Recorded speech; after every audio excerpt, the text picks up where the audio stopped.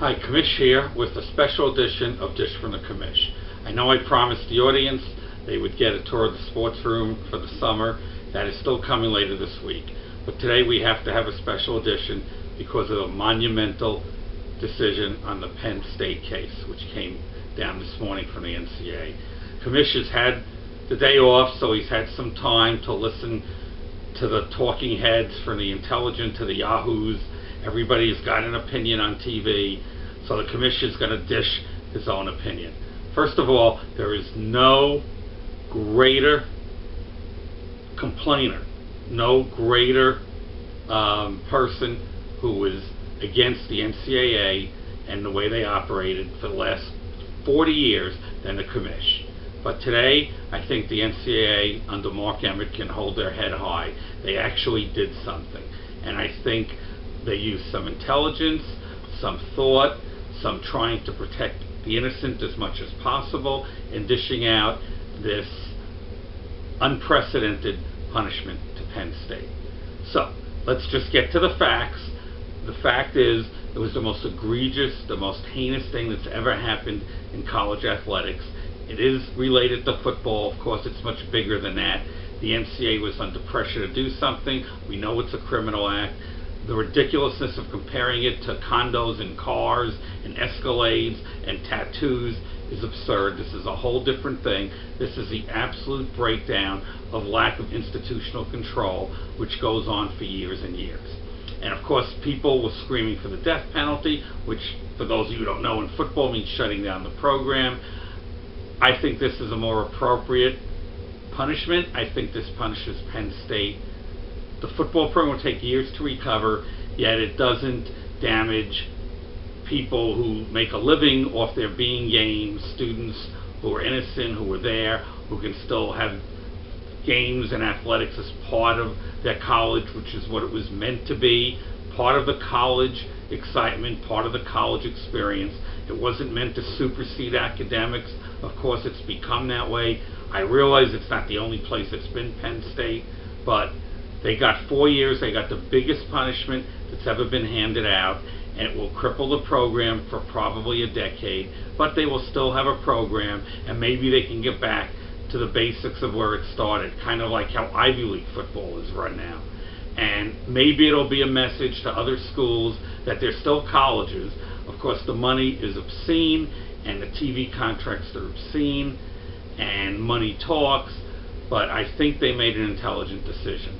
I'm shocked because in the past, all we've heard, well, it's not our business, so we can't do that, or it's all about the student athlete, or they argue about the BCS and integrity of the bowls while they're coughing up money and keeping money and just dipping deeper into the pockets, and these guys are getting richer and richer and richer. At least they gave $60 million that is earmarked toward foundations and places that will help with victims. So I think they did, under the circumstances, they made a wise decision. I think the punishment is fair. I understand why the paternal family is trying to protect their father who's gone, but they need to really give it a rest already. Wait till we find out the facts. Do you really think 3.5 million emails and a 9-month investigation? If there were more facts, when he was alive, he had a chance to talk. The university president had a chance to talk. They probably all lawyered up. They're all afraid of getting sued. There was plenty of time to explain the situation. There is nothing here to explain. They're not making this up. This stuff really happened. And all they're trying to do is protect his legacy and the number of wins. The whole thing is probably stuff we don't know, but the whole thing is absurd. But for once, the NCAA, under this new leadership, is actually doing something. In basketball, they banned Connecticut, a major power, and other schools from participating in March Madness, which nobody thought would happen because of low academic grades. Or lack of graduation rates. So maybe we're returning to universities being colleges. God knows that I'm paying enough money to send one of my kids, and everybody else who's spending their life savings sending their kids to college, not just to watch football. And there is no bigger football fan than the Commish.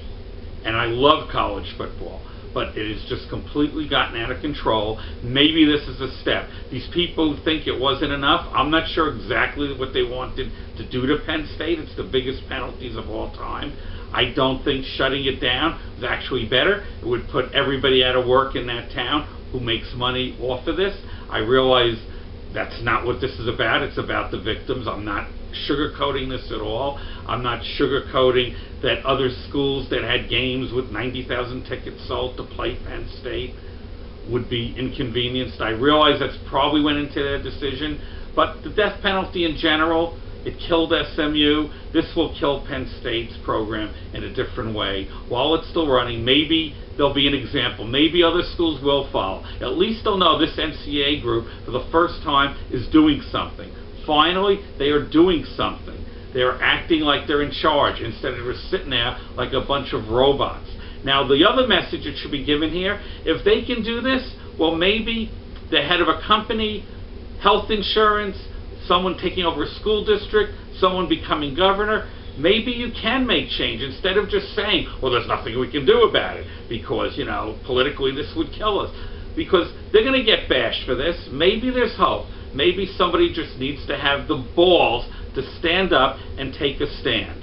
Hopefully that's what these people did. They sounded intelligent and caring on TV. It's the first time I'm going to back the NCAA. That's all the Commish has to say. I will be back later this week with something more fun. We will talk about the sports room. Hope you're all having a good summer, and peace out, bros.